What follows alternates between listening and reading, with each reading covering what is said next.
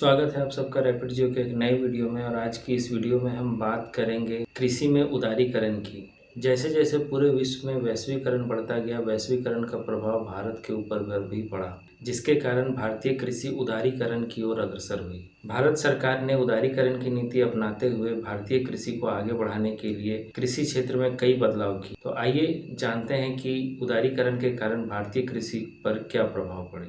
भारतीय कृषि में उदारीकरण के प्रभाव से संबंधित प्रश्न कई प्रकार से पूछे जाते हैं। परीक्षाओं में जो सबसे पॉपुलर क्वेश्चंस हैं उनके कुछ उदाहरण मैं यहाँ बताने जा रहा हूँ। जैसे कृषि उत्पादन में वृद्धि के लिए सरकार द्वारा किए गए उपायों को बताइए, सरकार द्वारा किसानों के हित में किए गए संस्थागत सुधार कार्यक्रमों की सूची बनाइए, या भारतीय कृषि पर वैश्वीकरण के प्रभावों पर टिप्पणी लिखें इत्यादि। ये कई प्रश्न हैं, लेकिन ये सभी प्रश्न मूल रूप से एक ही विषय वस्तु पर आधारित हैं।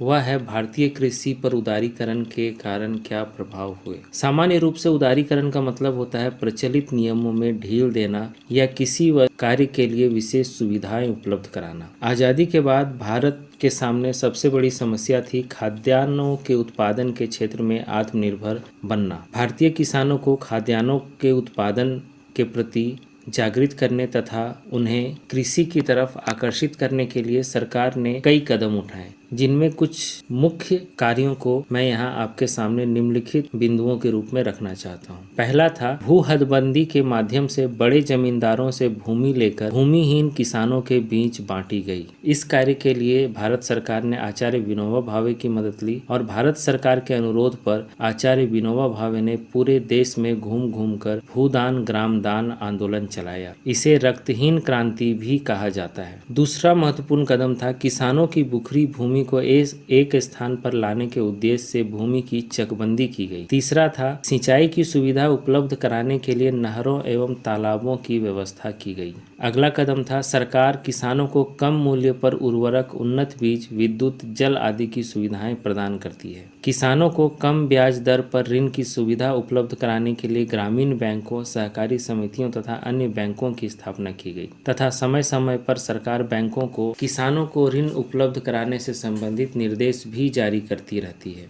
प्राकृतिक आपदाओं के संदर्भ में फसल बीमा के प्रावधान किए गए, यानी कि हर साल सूखे तथा बाढ़ से निपटने के लिए सरकार किसानों को फसल बीमा का लाभ भी देती है। किसानों के लाभ के लिए किसान क्रेडिट कार्ड शुरू किया गया, जिसे हम केसीसी के नाम से जानते हैं। फसलों के मूल्य में सहायता के लिए सरकार न्यूनतम सहायता मूल्य घोषित करती है, ताकि किसानों को अपना फसल बेचने में किसी भी प्रकार की कठिनाई न हो और उन्हें नुकसान न उठाना पड़े। अगला है बहुराष्ट्रीय कंपनियों द्वारा कृषि क्षेत्र में निवेश में वृद्धि से किसानों को लाभ प्राप्त होना, यानी कि भारत सरकार ने कृषि क्षेत्र में बहुराष्ट्रीय कंपनियों के आने के द्वार भी खोल दिए हैं। अगला है कृषि क्षेत्र में अनुसंधान को बढ़ावा देना। कृषि वैज्ञानिकों के सहयोग से देश में नए फसलों का विकास किया जा रहा है। जेनेटिक इंजीनियरिंग के द्वारा फसलों के उत्पादन में वृद्धि की जा रही है तथा नए नए उन्नत बीजों का प्रयोग किया जा रहा है। इन सभी बिंदुओं से हम कृषि में उदारीकरण के प्रभाव को समझ सकते हैं, या फिर दूसरे शब्दों में कहा जाए तो उदारीकरण के कारण भारतीय कृषि को क्या लाभ हुए, इसको